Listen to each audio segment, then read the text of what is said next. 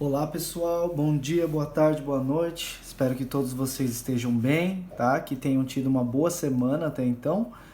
E hoje, sábado letivo, vamos dar continuidade ao que nós estávamos falando, que é eletricidade. Então, vale lembrar que na primeira aulinha de eletricidade a gente falou da lei de Coulomb e entendeu um pouquinho de atomística, né? Da onde vêm esses elétrons, essas cargas.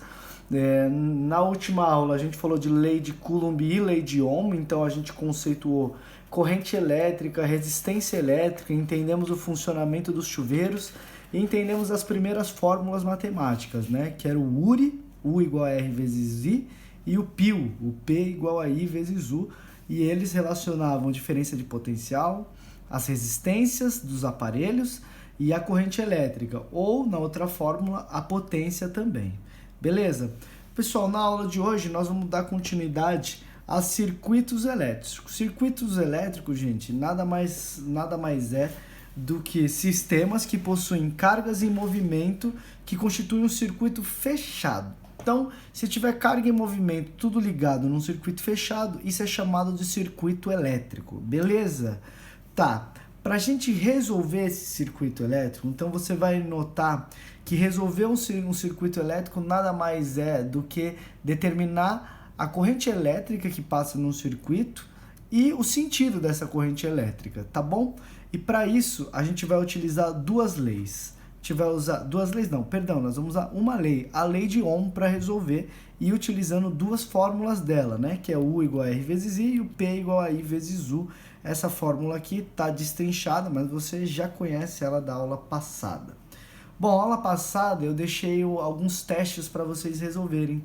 E tinha uma questão que ela pedia-se para você assinalar a equação que não falava da lei de Ohm, que não tinha a ver com a lei de Ohm. E aí, dá uma olhada. Eu fiz isso para que vocês quebrassem a cabeça mesmo e tentassem resolver sozinho. Mas caso você não tenha conseguido, a ideia aqui é o seguinte, dá uma olhada, eu tenho duas formas, o URI e o PIO. Então na primeira, ó, eu peguei que U é igual a R vezes I. E na segunda, o PIO. Então olha só, se U tudo vale R vezes I, na segunda equação eu vou substituir o U por R vezes I. E aí olha o que eu vou ficar, P vezes I, aonde era U eu escrevi R vezes I. E aí vai ficar P é igual a R vezes I ao quadrado. Essa era uma das equações que estavam lá no teste, né, numa das alternativas, e que não era para você assinalar, porque ela faz parte sim da lei de Ohm. Perceba que ela só é uma combinação das outras duas. Então era esse exercício que eu quis te propor lá, para você tentar jogar uma na outra e ver as possíveis equações. A segunda equação que também pode ser criada, juntando as duas, é o seguinte. Perceba o URI, mas eu escrevi ele de maneira diferente. Eu não escrevi U é igual a R vezes I. Eu escrevi I é igual a U sobre R. Isola o I aí que você vai chegar nisso. E na outra equação eu tenho PIO, P igual a I vezes U. Então perceba, eu isolei o I na primeira equação e vou substituir este valor de I na segunda equação. Então, P é igual a... O que seria I? Olha o que eu escrevi. U sobre R. Vezes o U da própria equação. Isso vai ficar P igual a U ao quadrado sobre R. Essa era uma outra equação que você não deveria assinalar naquela questão, porque ela também faz parte. E aí a outra que sobrou lá, ela não fazia parte. Era uma equação que eu inventei lá para que você assinale. Beleza? Deu para notar, gente, que para resolver circuitos elétricos eu tenho duas fórmulas, mas dependendo do que o enunciado me der, dependendo do que for proposto para a gente, eu posso usar várias outras fórmulas, que no fundo é tudo a mesma coisa. Perceba que eu saí de duas fórmulas e cheguei em mais duas. Eu só combinei elas aí. Beleza? Então vamos continuar a nossa aula aí, pessoal. Bom, dá uma olhada. Agora sim, eu estou mostrando para vocês um circuito elétrico. E esse circuito elétrico aí é do mais simples possível. Então perceba, eu tenho uma fonte aqui, então o polo negativo e o polo positivo, e eu coloquei a corrente I para baixo, por quê? Porque ela vai do menos para o mais, né? Então, se ela vai do menos para o mais, a gente vai adotar, nesse nosso caso aqui, o sentido anti-horário de corrente. Aqui uma chave S, aqui só para dizer que esse sistema pode ser ligado ou desligado. Essa chave S, sabe o que é na prática, na vida real? Um interruptor aquele interruptor tic-tac que liga e desliga, beleza? E depois temos um resistor, que aí pode ser um chuveiro, pode ser um ferro de passar roupa, pode ser uma lâmpada, pode ser qualquer coisa, e ligados todo mundo por um fio condutor. Essa fonte pode ser o que, gente? Bom, pode ser a tomada da sua casa, né? Ou ela pode ser uma bateria, pode ser um conjunto de pilhas, tá? O que você quiser, a fonte. Então eu coloquei aqui o que é resolver um circuito, é determinar a intensidade e o sentido da corrente. A gente já tinha falado isso aí, tá? Agora, pessoal, vamos fazer esse exemplo. Olha como ele é bastante simples. Então, imaginemos, eu dei um exemplo aqui, ó. Então, esse será o enunciado. Imagine que a resistência que eu instalei, ela é 6 vezes 10 da terceira ohms, que é a unidade. E a DDP vale a 12 volts, tá? A DDP da sua bateria aí, 12 volts. E aí, vamos resolver esse circuito. Bom, resolver ele é aplicar a lei de Ohm, ó. U é igual a R vezes I. Bom, eu já tenho U, que é 12 volts. Eu já tenho R, 6.000 ohms. Só falta o I. Então eu peguei, dividi um pelo outro para isolar o I, e eu cheguei que vale, na resposta, vale 2 vezes 10 a menos 3 ampere. Ou 2 miliampere. Mili não é 10 a menos 3? Lembra lá da primeira aulinha nossa? E qual o sentido da corrente? Porque eu já determinei a intensidade. O sentido é anti-horário. Como é que eu sei que é anti-horário? Devido aos polos da bateria. A fonte, então, mostrou que esse era o polo menos, esse é o polo mais. Então, dependendo da ordem que você colocar a sua pilha, a corrente vai correr para um lado ou a corrente vai correr para o outro. Beleza? Esse é o exemplo mais basicão. É o exemplo que eu tenho uma chave ligada num resistor e uma fonte, todos eles ligados por um fio condutor. Agora, imaginemos, pessoal, que eu queira adaptar o meu circuito e colocar um circuito um pouco mais elaborado. Imagine que eu queira colocar um circuito elétrico com resistores em série. O que é ligar resistores em série? Pessoal, eu coloquei o exemplo aqui, ó. Perceba que isso não é uma lâmpada. Então eu liguei uma lâmpada presa por 2 fios, que é ligada em outra lâmpada presa por 2 fios, e é ligado uma lâmpada ligada diretamente na outra. Você consegue entender isso? Uma lâmpada ligada diretamente na outra. Eu vou te dar um exemplo muito óbvio de uma lâmpada ligada diretamente na outra. Você já ouviu falar no pisca-pisca de Natal, de fim de ano? Aquele pisca-pisca, você não tem 2 fios saindo de uma lâmpada que ligam para outras 2 lâmpadas, que ligam para outras 2 lâmpadas e assim vai. Então, o seu pisca-pisca, aquilo é um circuito elétrico com resistores em série. Beleza? E aí eu coloquei uma fonte neles, pode ser a sua tomada, uma bateria, uma pilha, o que for que seja, tá? E uma chave S, um interruptor liga e desliga, tá? Para você não deixar o pisca-pisca ligado a noite toda. Então, como é que funciona esse circuito? Bom, olha só, existe uma maneira bem legal de resolver. Primeiro, esse circuito de cima, ele tem vários resistores, então ele é um circuito bem elaborado, ele é um cara mais elaborado que esse de cima. Esse de cima só tinha um único resistor, a gente aplicou U igual a R vezes I e resolvemos ele. Então, olha o que eu vou fazer. Eu vou transformar esse primeiro sistema, que tem 3 resistores, em um sistema que tem apenas um resistor. E eu vou chamar esse sistema de equivalente. Então, ao invés de eu colocar R1, R2 e R3, eu vou colocar o que eu chamei de REC, que é a resistência equivalente. E essa resistência equivalente, ela tem que valer a mesma coisa das outras 3 juntas, beleza? E aí, como é que faz para determinar essa resistência equivalente? Bom, aqui é uma coisa muito boa. A coisa muito boa é o seguinte, para determinar a resistência equivalente é moleza. Para resistores ligados em série, determinar a resistência equivalente, você vai pegar cada resistência de cada um e somar, só. Então imagine que eu tenha 1 ohm, depois mais 2 ohms, depois mais 3 ohms. Então ia ser 1 mais 2 mais 3. Beleza? É só isso, e somar. E aí como é que eu faço para determinar a corrente de fato? Bom, aí sim, eu já determinei a resistência equivalente, que é somar todo mundo que está lá. Aí eu posso fazer o URI, mas para resistência equivalente. Aí eu faço U é igual a R vezes I na resistência equivalente e determino uma corrente elétrica. Note, pessoal, que a corrente elétrica ela sai do polo menos, vai para o polo mais aqui, e ela vai no sentido anti-horário aqui, no sentido horário no nosso caso, perdão, ó. E aí perceba que a mesma corrente que passa, ela passa pelo resistor 1, ela passa pelo resistor 2, ela passa pelo resistor 3 e volta. Então perceba que é a mesma corrente que passa por todas as lâmpadas aí. Legal? Vale lembrar uma coisa bastante interessante que funciona também lá no seu pisca-pisca. Imaginemos que o resistor 2 ele queimou. Se ele queimou, ele perde a capacidade de passar energia elétrica. Num circuito em série, se a resistência 2 queima, tudo que vem para frente ele desliga. Tá? Então no pisca-pisca você vai ver muito isso. Se um pisca-pisca queimar e aí um monte deles na frente não funcionam mais. Isso acontece porque eles estão ligados em série. Beleza? E vale notar aí que ó, a mesma corrente passa por todos eles. Como determina essa corrente? Determina a resistência equivalente, que é a soma de todos eles, e depois passo dividindo pela DDP, que é a bateria, 12 volts, ou qualquer bateria que você colocar. Beleza? Molezinha.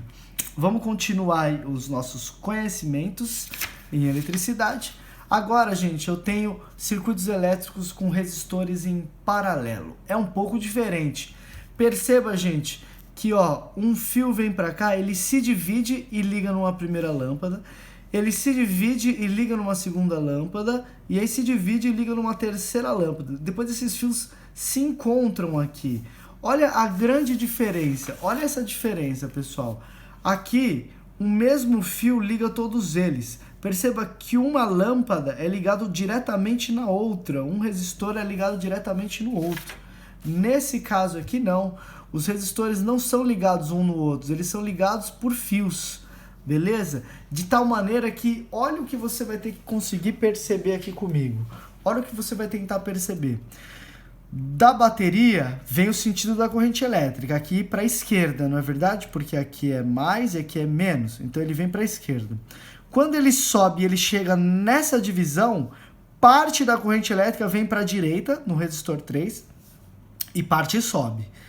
Quando ela sobe, ela chega nesse outro nó, que a gente chama, essa outra divisão, parte da corrente sobe e a outra parte vem para o resistor 2. Então existem valores de correntes diferentes que passam em R1, eu chamei de I1. Existe um valor diferente da corrente que passa em I2 e existe um valor da corrente diferente I3 que passa em R3. Elas podem ser o mesmo valor caso R1, R2 e R3 sejam iguais. Aí as correntes vão se dividir igualmente. Mas imagine que eu tenho uma lâmpada mais forte que outra, uma lâmpada que exige mais que outra. Então, algumas lâmpadas elas vão ter mais corrente que outras, beleza? E a gente vai aprender como determina essas correntes. Pessoal, há esse tipo de ligação em que uma lâmpada não é ligada diretamente na outra. A lâmpada ela é ligada diretamente na... Ó, eu vou te mostrar que ela é ligada diretamente na bateria. Olha só, essa perninha de R1... Olha só, essa perninha de R1 ela é ligada aqui, ó, até a bateria. A perninha de R2 também é ligada no polo negativo da bateria. Essa perninha de R3 também é ligada no polo negativo da bateria. A mesma coisa acontece para o outro lado. Olha só, do lado de cá. Essa parte esquerda do resistor 1 é ligado no polo positivo da bateria. A parte esquerda do resistor 2 também é ligado no polo positivo da bateria. E a parte esquerda do resistor 3 também é ligado por fio no polo positivo da bateria. Então, quando eles estiverem ligados pelos polos na bateria, direto, a gente tem essa associação que se chama em paralelo. E aí, o método de resolver é o mesmo. Qual que é? Eu vou transformar um sistema com resistências em paralelo num sistema equivalente com uma única resistência, que eu chamei de REC, resistência equivalente. E aí, como eu determino a resistência equivalente em paralelo? Aqui é uma formulinha, pessoal. Essa formulinha é bem besta, dá uma olhada. Essa fórmula, ela determina 1 sobre resistência equivalente. Então, após você terminar essa fórmula, você tem que dividir de volta, você tem que inverter isso aqui. 1 sobre isso de novo para inverter. Então, 1 sobre resistência equivalente vai valer 1 sobre a resistência 1 mais 1 sobre a resistência 2, mais 1 sobre a resistência 3, mais 1 sobre a resistência 1000. Se tiver 1000 resistores em paralelo, você soma isso 1000 vezes. E o jeitão, gente, é bem simples. Imagine que aqui seja 1, 2 e 3. Então é 1 sobre 1, mais 1 sobre 2, mais 1 sobre 3. Soma isso tudo, é igual a 1 sobre resistência equivalente. Inverte essa fração, eu determino a resistência equivalente. Posso jogar no URI e aí eu encontro a corrente elétrica total. Primeiro determino a resistência equivalente e depois determino a resistência elétrica total. Beleza, pessoal? Agora, e se eu não quiser saber somente a resistência elétrica total? Eu quiser saber o quanto de corrente passa em cada resistor. Por exemplo, por questão de segurança, um resistor tem um limite de corrente elétrica. Bom, para eu saber o que passa em cada resistor, basta eu usar o URI, U igual a R vezes I, em cada resistor. Dá uma olhada. O I1 vai ser a DDP da bateria dividido por R1. O I2 vai ser a DDP da bateria dividido por R2. E o I3 vai ser a DDP da bateria dividido por R3. A DDP da bateria não varia de I1 para I2 para I3. Por quê? Porque elas são ligadas diretamente na bateria, nos polos da bateria. Por isso que eu consigo determinar isso. Para finalizar, se eu determinar I1, I2 e I3, aí eu consigo intuir de maneira tranquila que a I total vai ser o somatório de I1 mais I2 mais I3. Até porque a corrente não se pode perder, a corrente elétrica não some, nada some nesse processo. Então o que vinha total aqui, dividiu parte para I3, parte para I2 e parte para I1. Vale ressaltar o seguinte, quanto maior a resistência, menor a corrente que passa lá. Tá bom? Se eu tiver um aparelho com uma resistência muito, muito grande, a corrente vai ser muito pequenininha. Vale lembrar no nome, é algo que resiste. Se tiver uma resistência muito grande, não vai deixar passar a corrente, porque ele está resistindo. Beleza, pessoal? Bom, para finalizar, a nossa aulinha aí já está ficando um pouco comprida, e é uma aulinha em pleno sábado, né? Ninguém merece. Eu vou mostrar para vocês um circuito elétrico com vários resistores, mas com o que eu chamei de receptor elétrico. Olha só, dá uma olhada nesse circuito aqui maravilhoso. Esse circuito eu tenho uma resistência 1, eu tenho uma resistência 2 e eu tenho uma resistência 3. Pessoal, mas note, resistência 1, 2 e 3, você percebeu que elas estão ligadas uma na outra? Apesar de o fio estar longe, ó, R2 está ligado em R3, que está ligado em R1. Então eu já consegui perceber que as resistências estão em série. Agora dá uma olhada em E1 e E2. Professor, por que você chamou antes de U a fonte? Antes você chamou de U a fonte, tá vendo? E agora, neste exemplo, você chamou de Ezinho. Esse Ezinho é o Epsilon, né? A letra grega. Eu chamei, gente, porque essa é uma nomenclatura que vai aparecer muito nos livros de física, tá? Essa mesma DDP que a gente coloca, ela é chamada também de força eletromotriz, beleza? Antes de tudo, acreditava-se que isso era uma força que fazia a corrente andar e não a diferença de potencial, tá? Hoje a gente sabe que o que faz a corrente andar é a diferença de potencial, mas antes acreditava-se que isso era uma força. E aí convencionou-se o nome de força eletromotriz para as fontes. Mas aí tem um problemaço aqui, tem um problemaço muito grande. Perceba que E1 tem o polo negativo aqui e positivo do lado direito. Já o E2 tem o positivo do lado esquerdo e o negativo do lado direito. E aí, para onde vai essa corrente? Ela vai no sentido horário ou vai no sentido anti-horário? Como saber? Gente, aqui tem um jeito bem fácil mesmo. Para circuitos de uma malha só, que é igual esse aqui, que só tem um único caminho para a corrente, você vai ver quem é o manda-chuva, você vai ver quem é o maior. Perceba que eu tenho a força eletromotriz 2, eu tenho ela de 4 volts, e a força eletromotriz 1 ela é de 2 volts, ou seja, uma é maior que a outra, uma é o dobro da outra. Bom, resumindo, Como E2 é maior que E1, então nós vamos entender que o sentido da corrente vai ser de E2 para E1, no sentido anti-horário, tá bom? E aí, automaticamente, eu consigo concluir que E2 vai ser a minha fonte do circuito. E o E1 vai ser o quê? Gente, você percebe que a força eletromotriz, quando passa no sentido da corrente, ó, pensa que o sentido da corrente é anti-horário.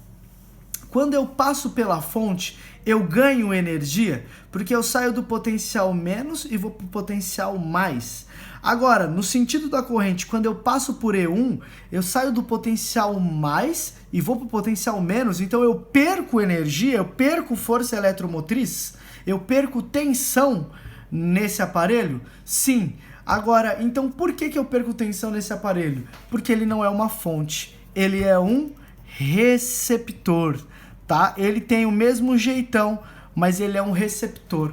E como que eu soube disso? Eu soube disso analisando o valor das forças eletromotrizes. Então vi que a força eletromotriz 2 ela é maior que a força eletromotriz 1, então o E2 vai ser o gerador e o E1 vai ser o receptor.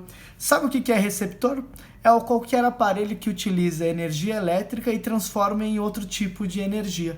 Então, por exemplo, uma furadeira. Uma furadeira, ela transforma energia elétrica em energia cinética, por exemplo, em outros tipos de energia, em calor também. Todos os aparelhos eletrônicos, eles podem ser considerados receptores aí nesse sentido, ligados nesse disjuntor. Deu para sacar mais ou menos qual é a diferença de receptor e fonte?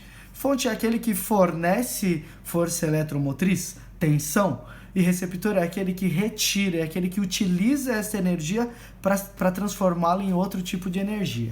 Beleza? Deu para captar aí, pessoal? Então tá. Como que resolve esse problema caso o enunciado fosse esse dado do lado direito aqui, ó? E1 vale 2 volts, E2 4 volts, aí a resistência 1, a 2 e a 3 vai ser 1, 2 e 5 ohms respectivamente. Pessoal, R1, R2 e 3 não está em série? Lembra que a gente acabou de aprender que resistores em série basta somar? Então eu fiz aqui, ó, 1 ohm mais 2 ohms mais 3 ohms, dá 8 ohms no total. E qual vai ser a força eletromotriz total? Ou melhor dizendo, qual vai ser a DDP total desse sistema? Qual vai ser a diferença total desse sistema? Bom, eu tenho mais 4 e menos 2. Então a minha U total vai ser 2 volts. E aí sim, eu já achei a REC, já achei a U total. Eu consigo aplicar um URI básico. U é igual a R vezes I. Então I é igual a U sobre R. U vale 2, R vale 8, 2 oitavos. É a mesma coisa que 1/4, que é a mesma coisa que 0,25 ampere é a unidade aí. Beleza, pessoal? Deu para sacar como resolve circuitos com receptores, com mais de um resistor? Deu para entender? Até a aula passada a gente tinha falado de resistores, de circuitos bem simples, né? E aqui não, a gente já associou resistores em série, resistores em paralelo e agora a gente colocou receptor e fonte junto. Tá bom, pessoal? Então, nessa aula de hoje é só. Espero que você tenha entendido o cálculo e o funcionamento de circuitos elétricos, que é, de fato, o que a gente tem na nossa vida prática.